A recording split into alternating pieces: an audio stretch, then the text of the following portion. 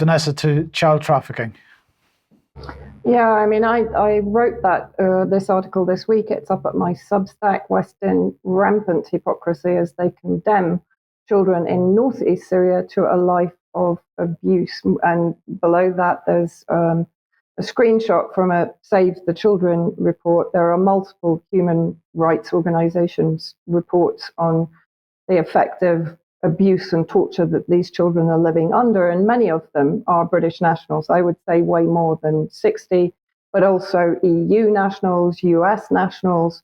And just to give you an idea of where these camps generally are in that northeastern area, which is under the occupation of the United States, which is also, of course, stealing oil and resources, and the Kurdish separatists.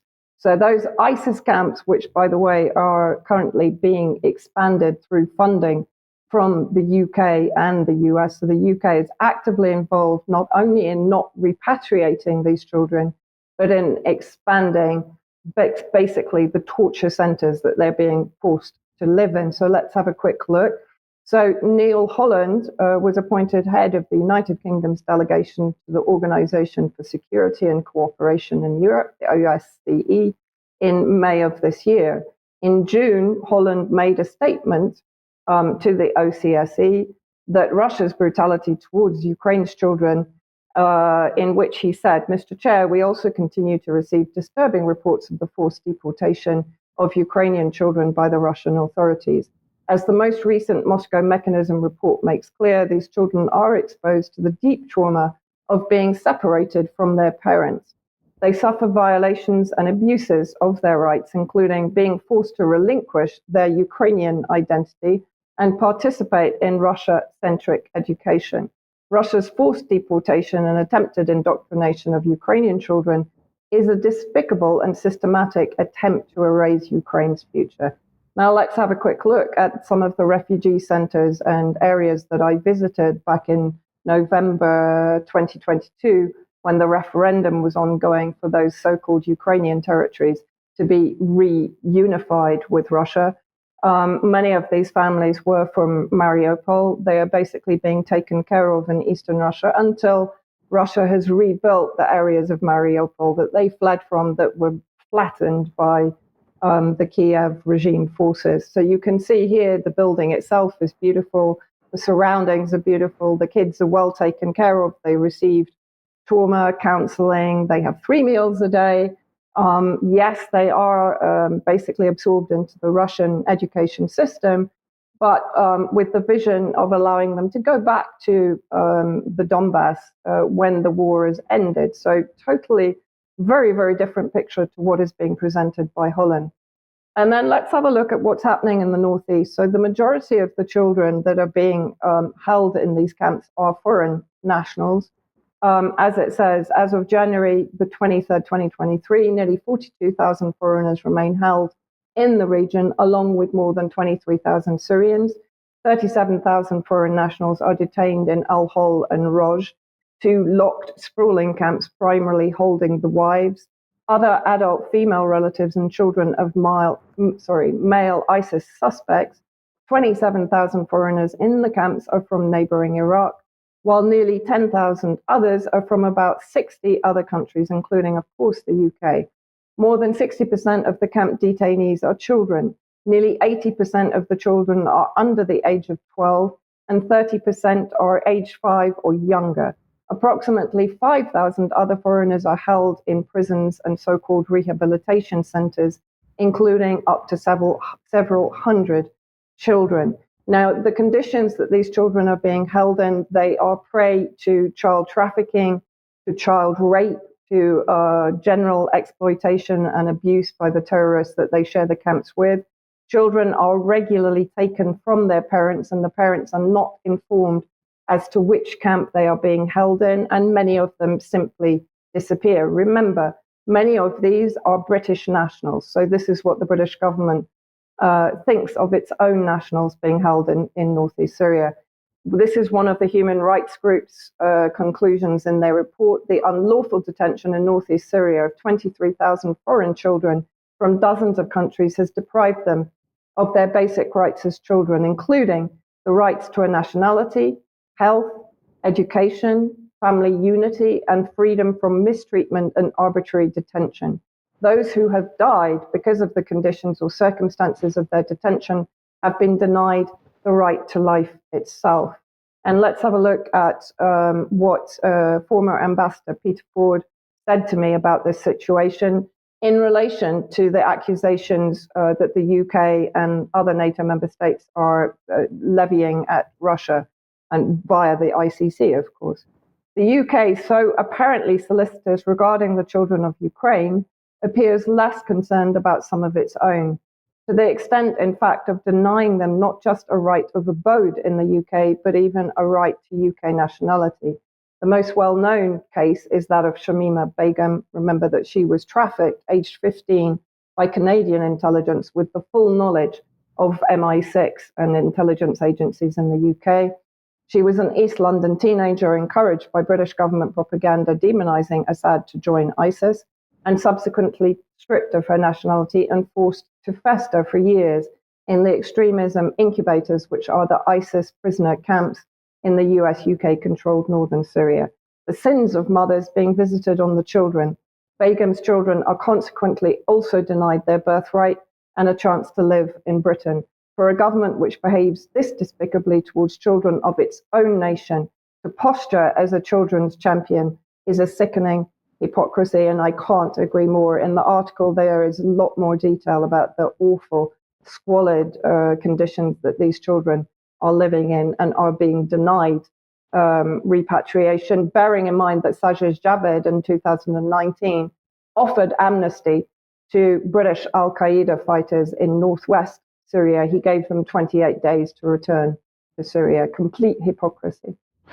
Did you want to comment I was on that? just going to say, the moment we talk about this subject, I remember, I think it was the 400 unaccompanied Syrian children that came to the UK, and the government calmly said, well, they've disappeared. Well, we're just going to come on to that. We're going to come on to that. So let's just do that. So the saga does continue because, of course, it's also children being trafficked into the UK, not British children into the UK, of course, but unaccompanied children.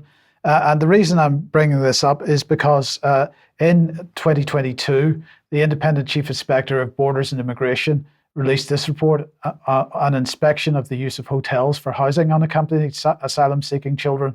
And the government has now decided, or the Independent Chief Inspector has now decided to reappraise these hotels. And this is why. So they've just announced that they're going to do that. So this is why, because this was the conclusions in this report. They said that with immediate effect, the hotels had to prevent individuals without a clear, enhanced disclosure and barring service check from residing and working within the hotels currently being used to house young people, and for any hotels used by the Home Office in the future. So no DBS check for people that were working in the hotels with these children. It could have been anybody. Within 1 month, he said, using external expertise if required, undertake a robust assessment of the collective needs of the young people housed in hotels with due regard to Section 55 of the Border Citizenship and Immigration Act 2009 to inform the development of standards, feedback and data from children and young people housed in hotels, contractors, management information collected by the operation and so on, and also the activities of external agencies, including NGOs, that within 3 months they had to develop a challenge and scrutiny mechanism drawing on internal and external expertise and the resources to monitor delivery of the operation with a specific focus on safeguarding children's welfare. So he obviously had concerns about children's safeguarding in these establishments. And as I say, they've now decided that they are going to reevaluate the hotels. But to come to the point that Brian was bringing up there, I just remind everybody again of this report that we've mentioned many times before from the NGO Missing People, called Heading Back to Harm, in which they said that trafficked unaccompanied asylum-seeking children are going missing from UK care at an alarmingly high rate. And the point is, if I remember rightly, this report came out in 2016, 2017, but this actually was understood by the UK government through the All-Party Parliamentary Group for Runaway and Missing Children and Adults, and the All-Party Parliamentary Group for Looked After Children and Care Leavers. This was a report from 2012. So the trafficking of children, as I described it, for fun and profit, was understood in 2012 via this report. This was called the report from the Joint Inquiry into Children Who Go Missing from Care. It has been an issue which has been ongoing for quite a long time in this country. So we are trafficking children in other countries, but we're also trafficking children into this country where they're disappearing from the care system into goodness knows what, various sexual slavery or other kinds of so-called modern slavery. And the system works so effectively because the moment the children come into the so-called protection system, they can simply move on, and parents or guardians have no right to know what has happened with the children. So I'm not using this in a disparaging way, but as a sweetie shop, the system is here. And it is despicable to see this and to discover that FTAC is now working against parents keeping their children is to me just beyond belief. Yes. Vanessa, you got a brief comment to end? No, I mean, I just find that when the West and Ukraine, of course, are basically the hubs of child trafficking, organ trafficking, child abduction, then to be levying the accusations they are against Russia with very little substantiation. It's pure projection. Yes, indeed. Thank you. Okay, if you like what the UK Column does, you'd like to support us, please head over to community.ukcolumn.org. You can join us as a member, and your membership very much needed and appreciated. Or you could pick something up at the UK Column shop. That's at shop.ukcolumn.org. But in any case, please do share anything that you find on the various platforms, especially ukcolumn.org and ukcolumnextracts.co.uk. I just want to mention a discussion that you and I had, Vanessa, with a couple of special ladies, aside from yourself, of course. Just give us your thoughts on this interview, Media on Trial. Well, I mean, I really enjoyed having the conversation, so thank you very much for organising it. I mean, yes, they are two of my best friends and longest-term colleagues, really, in the work that I do. And it was, I think, a very open, kind of far-ranging discussion. I hope everyone enjoys it. Yes, thank you. And Brian, that brings us on to the Léon Krier, third Léon Krier interview that went out yesterday. Yes, we've had a really good response to this gentleman, and his knowledge about urban planning and architecture really tremendous. But in this third interview, we're looking at the super city in Saudi, Neom.